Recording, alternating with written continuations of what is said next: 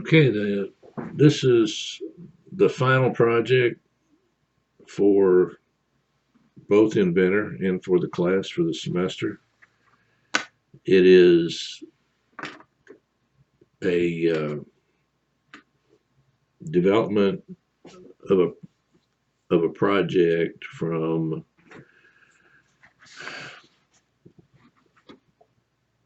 a manager, a shop worker, or a customer that has been given to you. It has more details than you would normally be provided.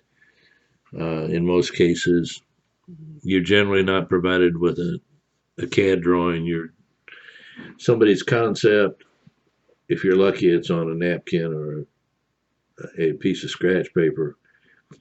In this case, it's actually on engineering paper, and there's enough data to adequately develop a drawing model, and it's going to be a wood rack that will hold a half cord of firewood. The project will ultimately be in a 3D model in Inventor, and it will consist of three subassemblies. The two halves of the rack itself and the roof structure is an additional subassembly. Been given a partial material list and some notes. You may want to include additional notes, but these notes are typical of a project like this. When you're cutting metal to break all the sharp edges, they take a grinder and break off the edges so that people don't get cut on the edges, the sharp edges, and fragments. Going to prime and paint the entire frame black with enamel to protect it from the weather and to cap all open end tubes. And the framework, as we discussed, the framework part of Inventor will allow you to develop a cap on tubes, on square tubes, round tubes, rectangular tubes, and there's three different options for tube end caps. Typical for something like this, you would develop an end cap that is slightly smaller than the outside of the tube so that the welder has two vertical surfaces perpendicular to each other to weld, and then they smooth it out with a grinder, and it makes a nice finished end. What you're given is, I've given you a sketch. It's a 2-page sketch, and as I said, it's a customer's or a manager's one-line diagram. It's going to be similar to the frame that you developed in one line, and then it will be you will use framework to develop this. I've given you a parts list. The parts are numbered with a standard bubble. I've given you details, A and B and C, and here's your partial material list. So for instance, bubble 1 is a 2x2 by 3/16 inch tube, steel tube. So you've got steel tube here, and this is intended to be in two halves, split here, 99.5 inches center to center from this tube to that tube, and 50 inches tall to the top of this tube for the basic frame. And here's the detail. It's connected down here with a 6-inch piece of steel plate. So this is halfway. It's not drawn half, but it is half. And as I said, it's a sketch. It's a customer sketch. So this is a 2x6 piece of plate that is drilled through for 3/8/16. The location isn't given. That's up to you to determine. Typically, they're equally spaced from the center on both sides at an angle. And you're going to have two of those because when you come down here to the other side, you're going to find that this is an end view from up here or up here. And it's 18 inches center to center for the uprights that are, again, 50 inches tall. And they're welded. There's another piece going across here. And this is a 2x3 rectangular tube that's 3 feet long, 36 inches. And that's an end view. This roof support up here is this little piece that comes up here, sheet metal that goes down the full length of the rack assembly. You'll have this framework right here, which is a piece of square tube, a piece of flat bar, 1/4 inch flat bar that is 20 inches long, because it's 18 inches center to center, if you remember, here, and these are 2x2. So if you put another inch and another inch, that's 20 inches. You have a hole that's 5 inches centered, drilled for a 3/8/16 bolt. There would be a bolt with a washer and nut, which are listed in the parts list. And these are your uprights that are square tubes here. And the roof is to be 11 gauge galvanized steel sheet, 9 foot long, 19 5/8 wide from here to here. And I'll get in a little more detail. You have a matching angle of the support here, and I've given you that information. It's 155 degrees on the roof support, so your roof's going to be 155 degrees. And as I said, it's 19 5/8 inch wide each side. So this is 19 5/8 for the roof support. I've given you some additional information on supplementary sheets. Auxiliary sheet 3. This is what the whole thing looks like overall. As I said, it's square tube. It's symmetrical. There's a piece of tubing here, and tubing here. This is all 2x2. This is 2x3. This is a piece of flat bar from detail C. And this is the roof that will be supported by this smaller roof support up in here that goes the full length, which I said was 9 foot long. And the corner detail is important because it shows the welding, and I'll go back to that. And here's the joint detail where these are two pieces so that two people can handle them and transport them either on a small trailer or the back of a pickup. So the overall height is about 62 inches. The overall width is 100 inches. But the roof is 9 foot long and the roof support is 9 foot long. So let's go back to here and notice that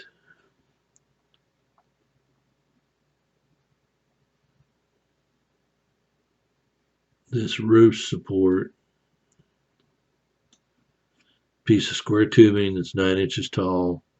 Now this can be angled, cut at an angle, And more than likely in the shop they would do that. You could just make a note, or you can draw it up so that it is angled and it's clear.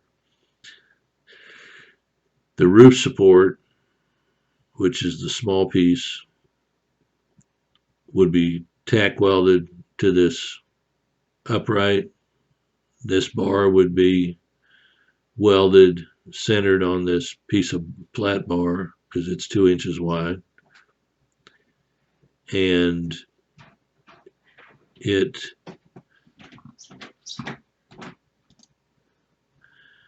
okay, going back to this, let's go back to the auxiliary sheets that I've added. And as I said, this auxiliary sheet shows you the overall view of it, kind of what it should look like.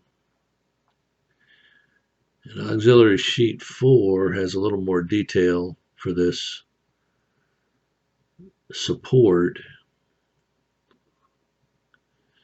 Again, this is a tube, this is a tube, they're all square tube. These are 2 flat bars, and these are drilled through 5 inches off, and these are 20 inches long, so that would make this 10 inches. If this was 5 inches from the end, this would be 10 inches. But that's a little more detail on that particular drawing, or that particular detail. So let's go back and see what else I've added here for you. I've given you a lot of detail. You're going to create a full assembly and then a drawing with a parts list for the assembly, and should have the overall dimensions, the height, length, and width, not detailed dimensions. Your detailed dimensions will come here on your sub-assembly drawing and component drawings.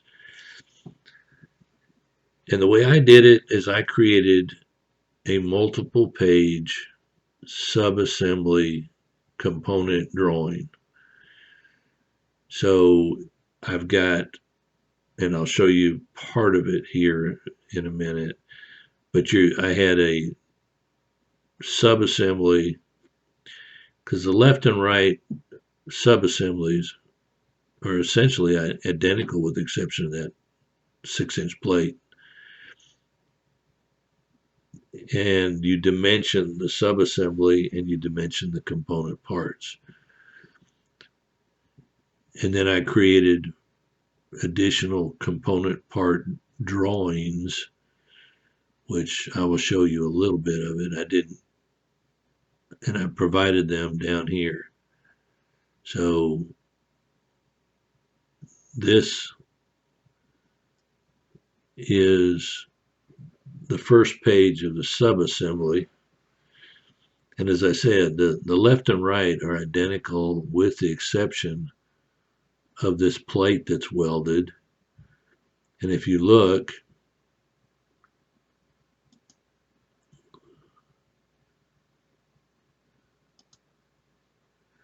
I put a left side is identical to the right side with the exception that the connector plate item 4 is not welded but match drilled for through bolting. And when I say match drilled, the shop will make the parts, they will fit the 2 halves together. They'll weld this plate with a 3-inch overhang, and it will have the holes drilled in it out here on this end to bolt through. So these holes will be drilled probably prior to putting them on the leg, and they'll be overlapped by 3 inches. and then they'll bring the other unit up to match it opposite, and they will drill through, they'll clamp it and drill through the 2x2 tubing from the plate, which is called match drilling. They're using the holes to match the location, so they're exact.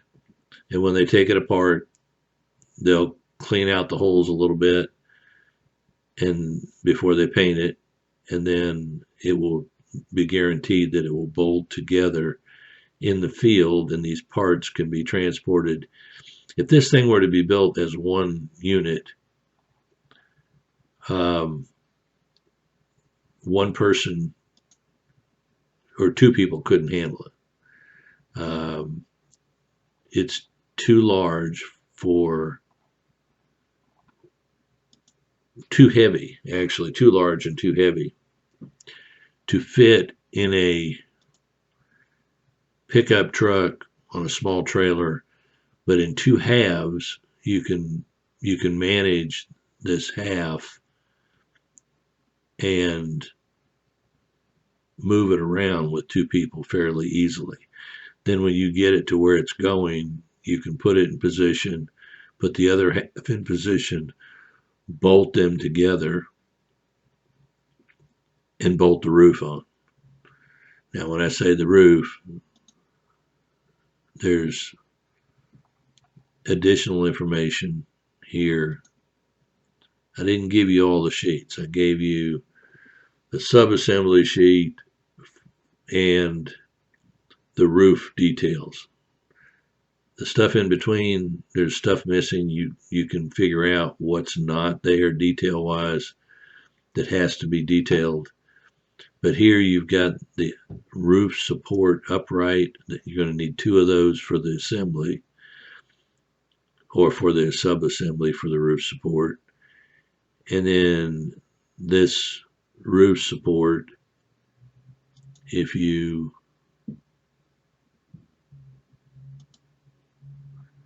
come up here,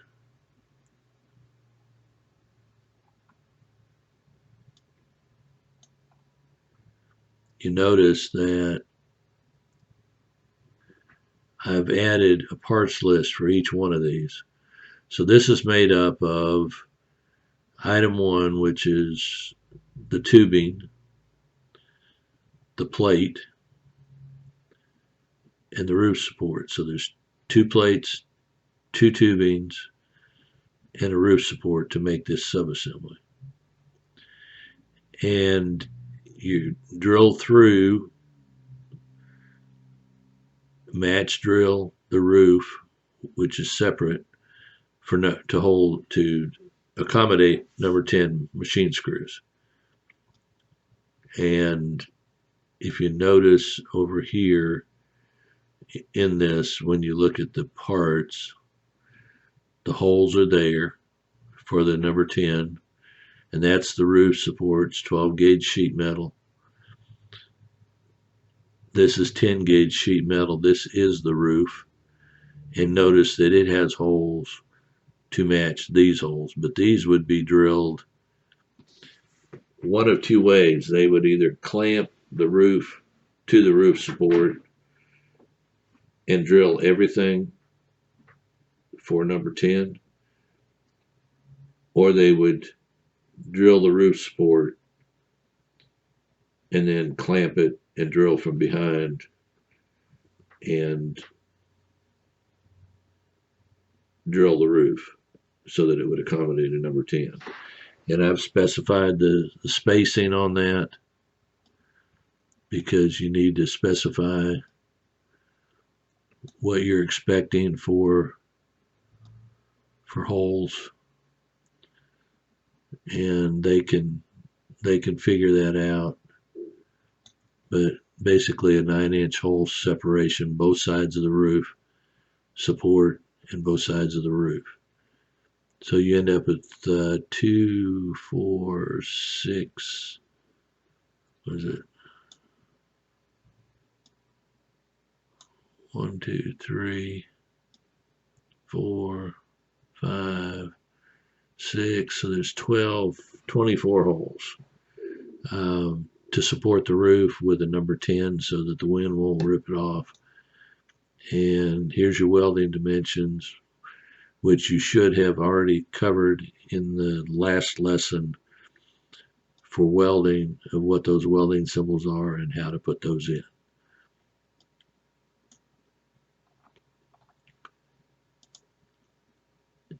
And that is the final. You'll submit it, and be sure to submit PDFs of your drawings. And if you're submitting, you're supposed to submit the assembly. Make sure that you have all the components in a folder, for the sub-assemblies and assemblies all in a folder, including the hardware. Anything you have in your assembly has to be included, otherwise I can't open it and read it, and whoever's grading it cannot open and read it. So, and the whole object of the PDFs is, in case there is a glitch, then the person grading can at least see it and know that you did it right. We're going to be looking for the component parts, the sub-assemblies, how they're made, those kind of things. You're going to be graded on that, as well as your drawings. So I'm confident that you all have been given enough information and enough training up to this point that you will have no problem with this. It will take some time. It's not a simple project, but it's not a difficult project. And I've enjoyed teaching y'all, and I wish you well, and I hope to see you around campus in future semesters. And you all take care.